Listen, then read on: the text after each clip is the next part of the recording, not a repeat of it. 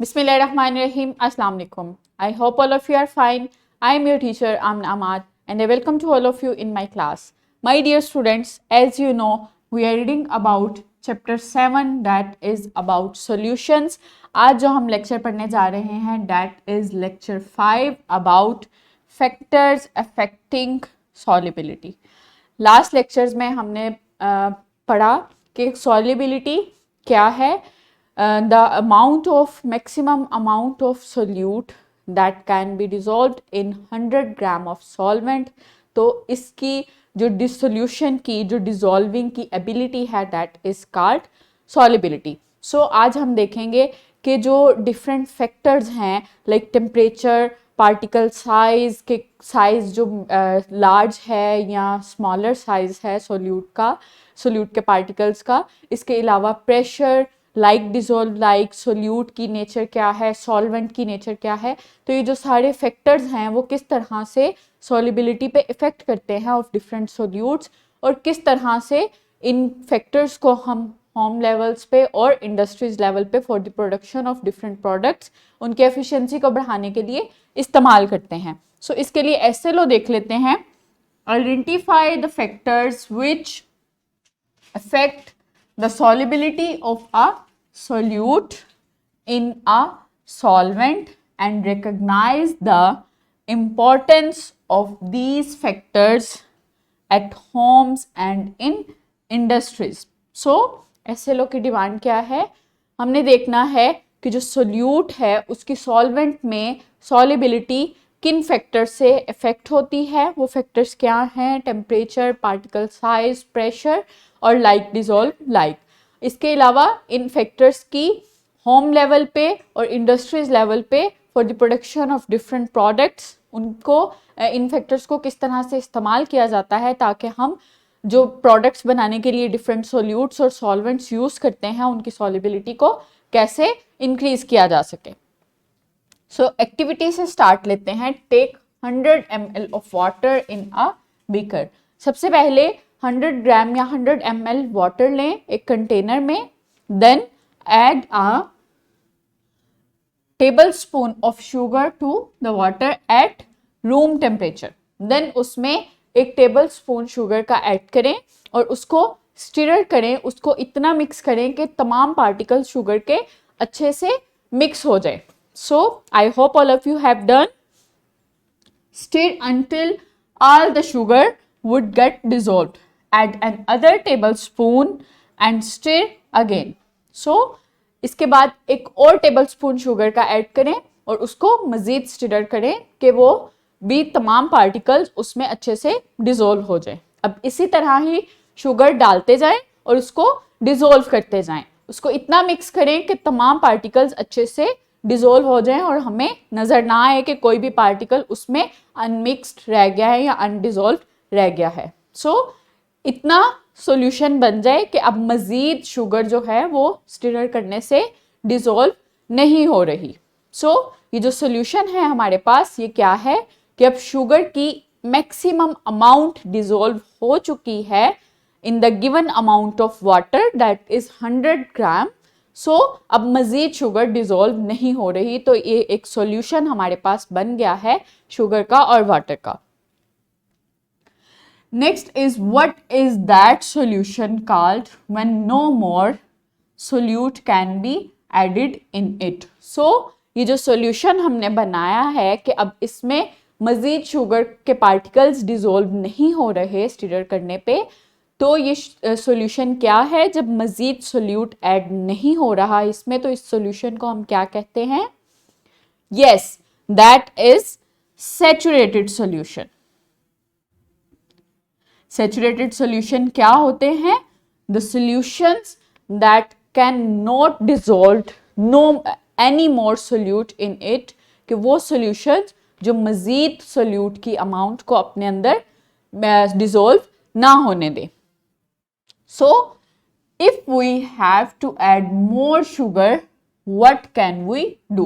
So, अगर हमें मज़ीद शुगर इस सॉल्यूशन में जो सैचुरेटेड सॉल्यूशन बनाया है हमने शुगर और वाटर का, अगर हमें इसमें मज़ीद सोल्यूट ऐड करना है, लाइक शुगर को मज़ीद ऐड करना है, तो हम क्या कर सकते हैं इसके लिए? Let's pause. हम टेम्परेचर को इंक्रीज कर देते हैं। टेम्परेचर इस सॉल्यूशन को फ्लेम पे रख देते हैं, आग पे रख देते हैं, और इसमें मज़ीद शुगर डाल के उसको स्टिर करते हैं, उसको मिक्स करते हैं और देखते हैं कि शुगर इसमें मिक्स हो रही है या नहीं। So I hope all of you have done.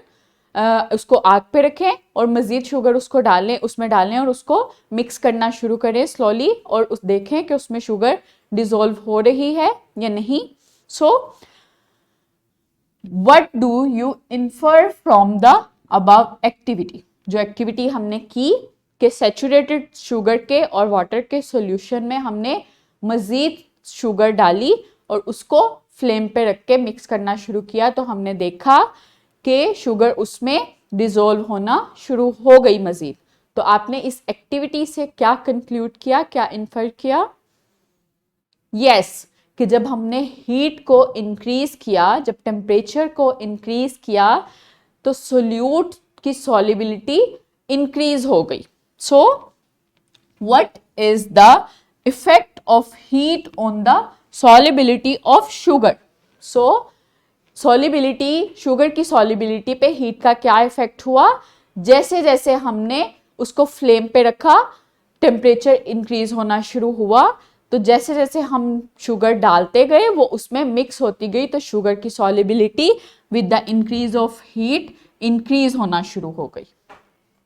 So different factors हैं जो इसी तरह ही सॉल्युबिलिटी पे ऑफ द सोल्यूट्स अफेक्ट करते हैं। वो डिफरेंट फैक्टर्स क्या हैं? Temperature, pressure, particle size, light dissolves like. So आज हमने जो फैक्टर्स पढ़ने हैं that is temperature and particle size. Temperature किस तरह से इफेक्ट करता है और पार्टिकल साइज किस तरह से मैटर करता है, कि अगर छोटा पार्टिकल हो सोल्यूट का तो वो अच्छे से डिसॉल्व हो जाता है, और जो बड़ा पार्टिकल है वो अच्छे से डिसॉल्व नहीं होता। सो हमने शुगर और वाटर के सॉल्यूशन में देखा कि जब ये सैचुरेटेड था तो उसमें मजीद शुगर ऐड नहीं हो रही थी, लेकिन जब हमने उसका टेम्परेचर इंक्रीज किया तो क्या हुआ कि उसकी सॉल्युबिलिटी इंक्रीज हो गई, मजीद शुगर ऐड होना शुरू हो गई। सो जो सॉलिड्स और लिक्विड्स हैं उन पे टेम्परेचर का क्या इफेक्ट है, कि जैसे जैसे टेम्परेचर इंक्रीज करते हैं तो लिक्विड्स और सॉलिड्स की सॉल्युबिलिटी इंक्रीज होना शुरू हो जाती है। ऐसा क्यों होता है? क्योंकि जो सॉलिड्स और लिक्विड्स हैं उनके पार्टिकल्स के दरमियान जो फासला है वो बहुत कम होता है, वो बहुत कंडेंस होते हैं, बहुत ज़्यादा एक दूसरे के साथ जुड़े होते हैं, उनमें अट्रैक्शन की फोर्सेस बहुत ज़्यादा होती हैं। तो जब हम टेम्परेचर इंक्रीज करते हैं तो उनके दरमियान जो अट्रैक्शन की फोर्सेस हैं वो कम होना शुरू हो जाती हैं। तो जब उनके दरमियान जो अट्रैक्शन है वो कम होती है तो पार्टिकल्स की मूवमेंट इंक्रीज होना शुरू हो जाती है। जब वो इंक्रीज होते हैं, जब उनकी बॉन्डिंग टूट जाती है तो वो मूव करना शुरू होते हैं, और मूवमेंट जब उनकी होती है तो वो सॉल्वेंट में अपने आप को अच्छे से एडजस्ट कर लेते हैं। तो इस तरह से सॉलिड्स और लिक्विड्स की सॉल्युबिलिटी इंक्रीज होती है with the increase of temperature. Next देखते हैं कि टेम्परेचर का सॉल्युबिलिटी ऑफ गैसेस पे क्या इफेक्ट है। चूंकि हमने देखा कि जो सॉलिड्स और लिक्विड्स हैं उनके पार्टिकल्स के दरमियान फासला बहुत कम होता है और अट्रैक्शन बहुत ज़्यादा होती है, लेकिन गैसेस जो हैं उनके पार्टिकल्स के दरमियान फासला ऑलरेडी बहुत ज़्यादा होता है और अट्रैक्शन बहुत कम होती है। तो जब हम गैसेस का टेम्परेचर बहुत हाई कर देते हैं तो क्या होता है, उनकी मूवमेंट भी बहुत हाई हो जाती है, उनकी काइनेटिक मूवमेंट बहुत ज़्यादा हो जाती है। जब उनकी मूवमेंट बहुत ज़्यादा होती है तो वो उन पार्टिकल्स की सॉल्युबिलिटी डिक्रीज हो जाती है और वो उस सॉल्यूशन से बाहर निकलना शुरू हो जाते हैं, एवेपोरेट आउट होना शुरू हो जाते हैं। सो गैसेस पे सॉलिबिलिटी टेम्परेचर का क्या इफेक्ट है? जैसे जैसे हम टेम्परेचर इंक्रीज करते हैं वैसे वैसे सॉलिबिलिटी जो है डिक्रीज होना शुरू हो जाती है ऑफ गैसेस। इसी तरह ही जो पानी हम घरों पे बॉयल करते हैं उसका टेस्ट फ्लैट होता है। ऐसा क्यों होता है? क्योंकि जब पानी बॉयल होता है टेम्परेचर बहुत ज़्यादा हो जाता है तो उसमें जो ऑक्सीजन के मॉलिक्यूल्स हैं, चूंकि ऑक्सीजन गैस है तो ऑक्सीजन के मॉलिक्यूल सारे इवेपोरेट आउट हो जाते हैं, उनकी मूवमेंट बहुत ज़्यादा हो जाती है और वो उस सॉल्यूशन से बाहर निकल जाते हैं, इवेपोरेट आउट हो जाते हैं, उनकी सॉलिबिलिटी डिक्रीज हो जाती है। तो इसीलिए बॉयल वाटर का टेस्ट बहुत फ्लैट होता है। सो टेम्परेचर जो है वो होम लेवल पे और इंडस्ट्रियल लेवल पे इफेक्ट डालता है। डिफरेंट जो जेली प्रोडक्ट्स हम बनाते हैं, इसके अलावा डिफरेंट स्वीट डिशेस बनाते हैं, वो हाईली डिपेंडेंट होती हैं टेम्परेचर पे। उनको हाई टेम्परेचर पे उनको उनके मिक्सचर्स बनाए जाते हैं और उनको लो टेम्परेचर पे शेप अप किया जाता है। जो जेलीस को हम कूल डाउन करते हैं और शेप करते हैं, वो किस टेम्परेचर पे होता है? कूल शेप पे होता है। जो जेलीटन उसमें हम प्रोडक्ट यूज करते हैं उसकी जो एफिकेसी होती है वो अच्छी होती है लो टेम्परेचर पे। इसी तरह ही इंडस्ट्रीज में भी टेम्परेचर जो है वो बहुत अहम किरदार अदा करता है इन दी सॉलिबिलिटी ऑफ सोल्यूट्स। उसकी वजह से जो मेडिसिन हम बनाते हैं, जो ड्रग प्रोडक्ट्स बनते हैं, उनकी एफिशिएंसी में इजाफा होता है। Next is particle size. अब पार्टिकल साइज जो है सोल्यूट का वो किस तरह से इफेक्ट करता है सॉलिबिलिटी पे?